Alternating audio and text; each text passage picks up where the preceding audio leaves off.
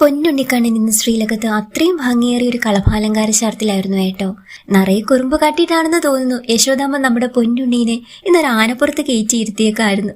ആനയും അത്രയും സന്തോഷത്തിലായിരുന്നു. തന്റെ പുറത്തിരിക്കുന്നതാരാ? നമ്മുടെ സാക്ഷാൽ ഗുരുവായൂരപ്പനല്ലേ. അപ്പൊ ആ കുട്ടി ആനയ്ക്കും സന്തോഷം ഇല്ലാതിരിക്കുവോ? നല്ല ഭംഗിയുണ്ടായിരുന്നു. കളഭമൊക്കെ ചാർത്തിയ ഒരു ആനക്കുട്ടി അത് സന്തോഷത്തിൽ ചെവിയൊക്കെ ഇങ്ങനെ ആട്ടിക്കൊണ്ട് നിൽക്കുക. ആ ചെവി പുറകിലാണ് കേട്ടോ നമ്മുടെ ഉണ്ണീന്റെ തൃപ്പാദങ്ങളിൽ നിന്നുള്ളത്. അതുപോലെ തന്നെ നല്ല രസമുള്ള ഞാലികളൊക്കെ ഉള്ള ഒരു പൊന്നരഞ്ഞാണ് പുതിയത് ഇന്ന് യശോദാമ്മ ചാർത്തി കൊടുത്തിട്ടുണ്ട് നമ്മുടെ ഉണ്ണീന് ആ കുമ്പേല്. അതുകൊണ്ട് തന്നെ നിറയെ ഞാലിയൊക്കെ ഉള്ളത് കൊണ്ട് ഉണ്ണി ഇന്ന് പട്ടുകോണകം അണിഞ്ഞിട്ടുണ്ടോ ഇല്ലയോ പോലും നമുക്ക് മനസ്സിലാവുന്നില്ല കേട്ടോ. കഴുത്തിൽ നല്ല ഭംഗിയുള്ളൊരു മാങ്ങാമാല, കഴുത്തിനോട് ചേർന്ന് വളയും പോലെ ഒരു മാല, രണ്ടിന്റെയും നടുവിലായിട്ട് ഒരു ഗോപി തിലകവും തൊട്ടുകൊടുത്തിട്ടുണ്ട്. കൈവളകളും തോൾവളകളും ഒക്കെ അണിഞ്ഞിട്ടുണ്ട് കേട്ടോ ഉണ്ണി. ഉണ്ണിയുടെ വലത് കയ്യിൽ ഒരു വെണ്ണ ഉരുളയുണ്ട്. ഇടത്തെ കക്ഷത്തിൽ എങ്ങനെ ഒരു ഓടക്കുഴലും ചേർത്ത് പിടിച്ചിട്ടുണ്ട്. അത്രയും സന്തോഷിച്ചിരിക്കുകയാണ്. നെറ്റിയിൽ നല്ല ഗോപിക്കുറി വിളങ്ങുന്നുണ്ട്. ചെവിയിൽ ചെവി പൂക്കളുണ്ട്.